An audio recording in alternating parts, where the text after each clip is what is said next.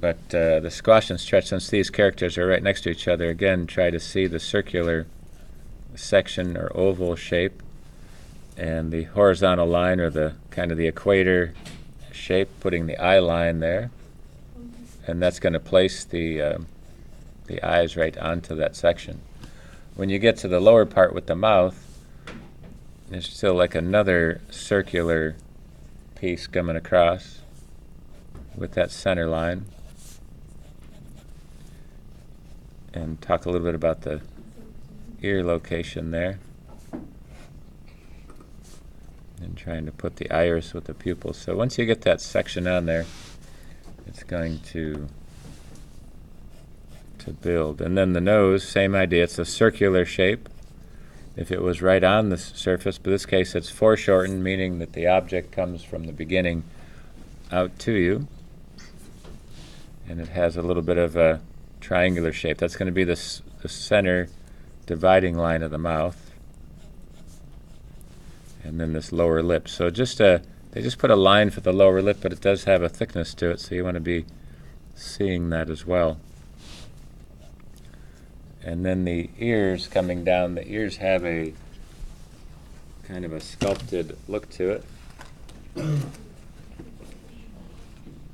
So when you take a look at the shapes of the ears, you can't really see where they're connected, but they kind of go up and just fold right over. So if you could see beneath it, it's kind of a section that comes up and over this way. So for example, here's a kneaded eraser.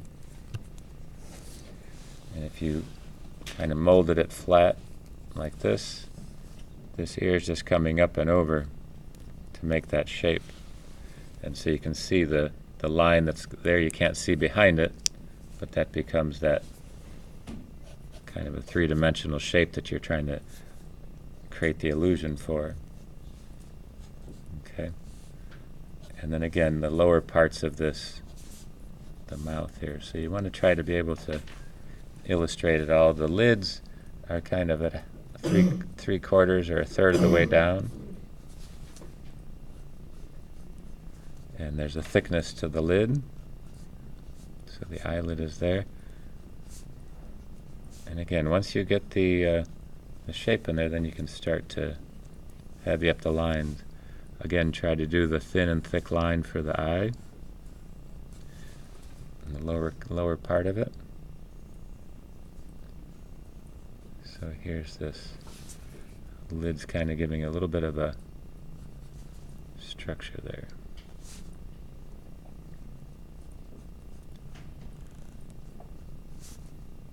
And wrapping it around, so you're trying to really emphasize that shape. When it wraps around, it's going to show that dimension.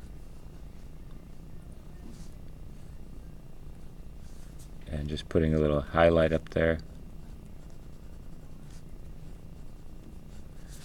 And then here's where the eyes rest on the eye line. They're kind of set back into it. And keep in mind, this is kind of very exaggerated with the squash and the stretch. There's the highlight for the nose.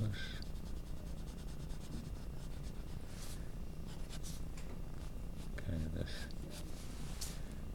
smile coming around. And he kind of has a circle around the one eye. Kind of the texture there. It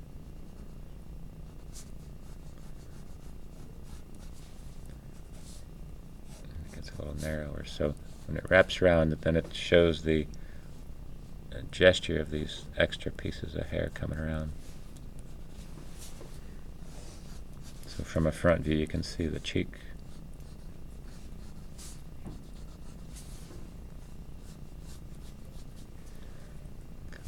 Here.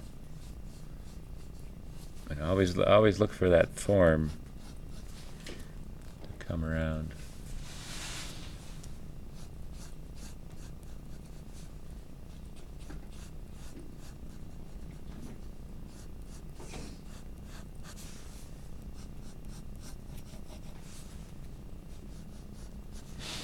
With these lines, since it's a front view, they overlap each other to see that part.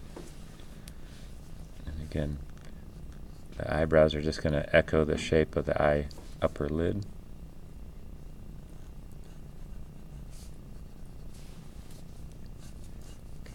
wrapped around, and then a little bit of the piece. But again, as you take a look at this, kind of the simulated section for the ear, folding it over, you can build that part up so these become rounded here.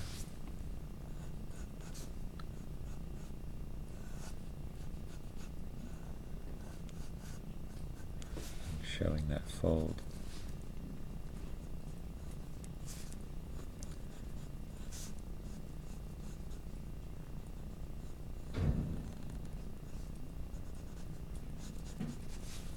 Okay, I got a little bit of the whisker marks there.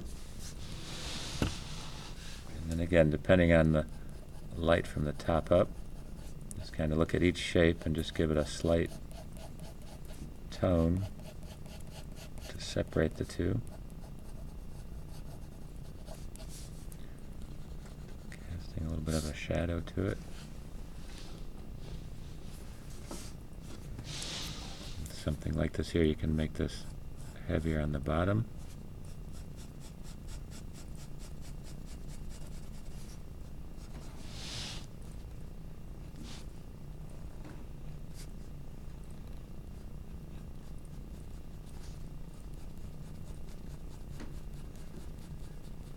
Build that piece up.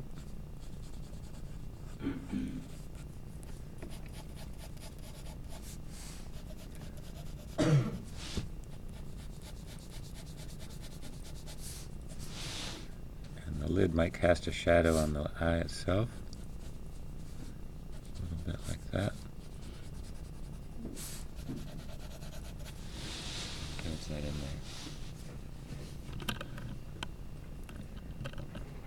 That gives you the first character for the squash and stretch there.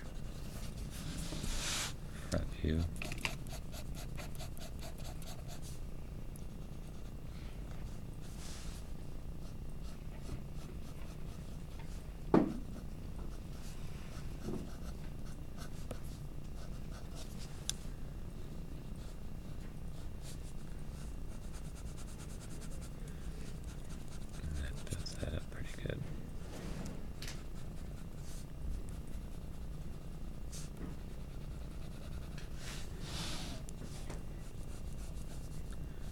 Circle around there. I'm just going to give it a light tone just to kind of show that section to it.